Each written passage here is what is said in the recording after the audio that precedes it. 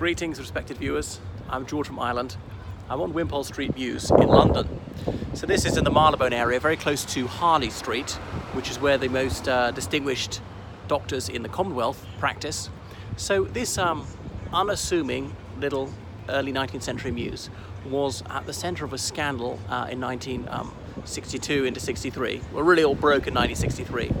The Profumo Scandal. So John Profumo, known as Jack Profumo, was the Secretary of State for War at the time, the last person to hold that office. We nowadays call it the Secretary of State for Defence. So he was a middle-aged conservative politician with an impeccable establishment pedigree, descendants of Italian nobility, been to Harrow and Oxford, and he was married, he had children, and he started having an extramarital liaison with Christine Keeler, who was only 20 years old at the time. Christine Keeler had been born in Uxbridge, just outside London, into a working class family. She'd had a pretty troubled early life, having a child with an American soldier who abandoned her, and her baby died very soon, going through various unsatisfactory relationships, having abortions, of course illegal at the time. She had no qualifications, that was a norm back then, but working in these seedy nightclubs as a stripper, being the mistress to Peter Rachman, this notorious rack-renting landlord in Notting Hill. She carried on multiple relationships with Johnny Edgecombe and Lucky Gordon, two West Indian petty criminals, and they even had a fight over her. So these men were both later deported. But anyway, about Christine Keeler, this was her flat here, number 17, which she shared with Mandy Rice-Davies, a Welsh woman slightly younger than her, who was also a stripper. But anyway, well, the real scandal is then she started having an intimate relationship with Colonel Yevgeny Ivanov, who was the Soviet naval attaché, as in a uniformed spy. So he was at the Soviet embassy. He was declared to the British government, never knew who he was, to be the contact man with the Royal Navy. Okay, to know what was going on, tell them what was going on, try to cooperate on issues regarding the Navy. So she's having an intimate relationship with a Soviet naval attaché at the same time as enjoying the favours of the Secretary of State for War. You can see how people could put two and two together and possibly make possibly make five, rather. Britain was in the throes of a spy scandal. It was just after the John Vassell scandal and the Portland spy ring. Various Soviet spy rings had been broken up. John Vassell was a British diplomat who was a homosexual. He'd been invited to a party in Moscow, got blind drunk, and photographed cavorting naked with various men, and blackmailed into passing over top secret documents. And people were petrified the same thing was going to happen. Well, it might have remained quiet if Lucky Gordon hadn't come here and fired some shots at her door. He was very frustrated when her housemate claimed that she wasn't there and she wouldn't see him.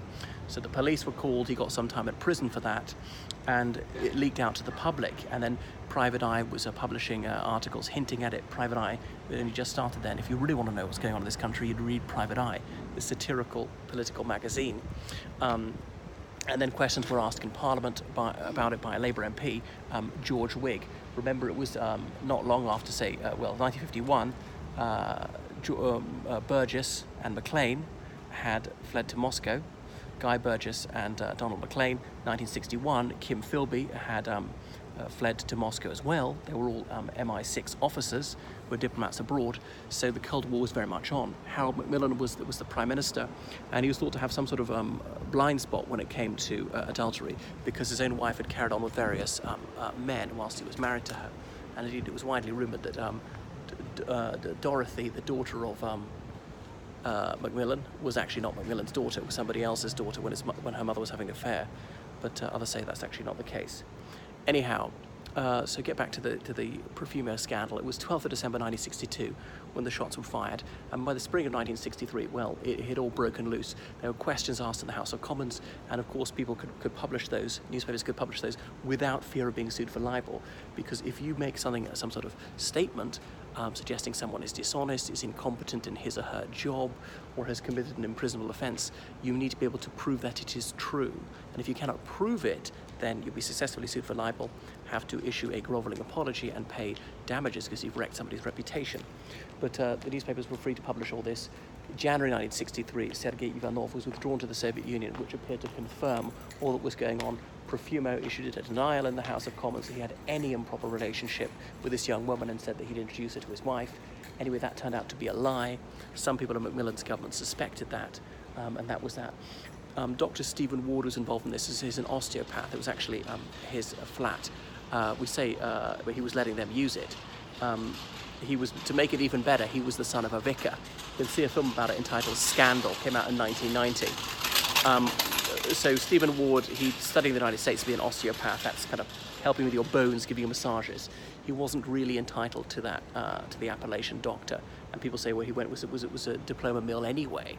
And he was very gifted with his hands. He used to sketch distinguished personages such as Prince Philip. Was even flown to Israel to do so, and was a minor television personality. Remember, there were only 3 television channels back then. He was arrested later on. Macmillan ordered a police investigation into him, not into a crime, into him. It's the only thing we can pin on him. Now, Mandy Rice-Davies and Christine Keeler used to go to these exclusive sex parties with men much older than themselves, and Stephen Ward was accused of being their pimp, living off immoral earnings. He was charged with that crime. He was due to go to court, and he simply committed suicide, leaving a suicide note saying, "I'll be sorry to disappoint the vultures." So that was him. So by sort of May 1963, it had all come out in the wash. Christine Keeler, she was briefly sent to prison, then released. The whole thing was revisited in about 2000 when she started talking about it again and claiming that she was part of some spy ring against the Soviets. Other people said that's a ridiculous fantasy. Mandy Rice-Davies, she moved to Israel. She married an Israeli businessman, much older than herself, ran a restaurant there called Mandy's, and she died only last year, if I got that wrong. Not much is known about Ivanov, but the fact that he'd been exposed to this scandal would not have been good for his career. He's never allowed out of the Soviet Union again, and I think he died about 1990. So really everybody involved in it has since died. Jack Profumo, he obviously resigned from the House of Commons. He felt deeply ashamed of what he'd done. His wife stayed with him. He then volunteered in Toynbee Hall in the East End of London, helping disadvantaged youths. He was elected a local councillor, tried to rebuild his career by working in local government. And Margaret Thatcher said, in the 1980s, isn't it time that he was forgiven? He never returned to Parliament again. He only died in 2002, if I've got that right. And his son then published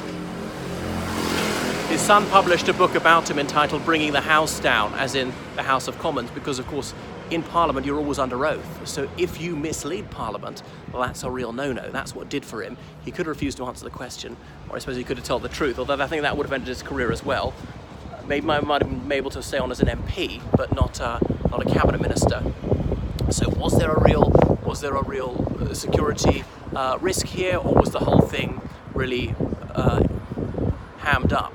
The thing is, obviously the Soviet government was into compromat. So far as I know, they didn't have any photos or film footage of him doing this kind of thing, but there was some sort of compromising letter that Christine Keeler had. She didn't hand it over to the Soviets. So that is the Profumo scandal, and as they say, I think it was, as Philip Larkin wrote, sexual intercourse began in 1963, partly because of this scandal. It damaged the reputation of Harold Macmillan's Conservative government, and he resigned in October that same year, although partly more due to illness than anything else. And who took over? Well, it was Alec Douglas-Hume, who was Prime Minister for exactly 1 year and 1 day before Labour won the election. It certainly helped Labour make some inroads. It appeared to show that the Conservative Party was really was corrupt, was hypocritical, couldn't be trusted with national security, things like that. When the whole thing became public, Harold Macmillan had just become leader of the Labour Party, as in leader of the opposition, because Hugh Gates kind of died suddenly at the age of 50 or so, I suppose, of lupus. Although some people say he was poisoned by the Soviets.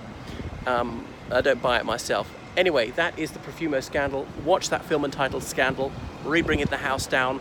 Christine Keeler's autobiography is not to be relied upon, but it is indeed enthralling.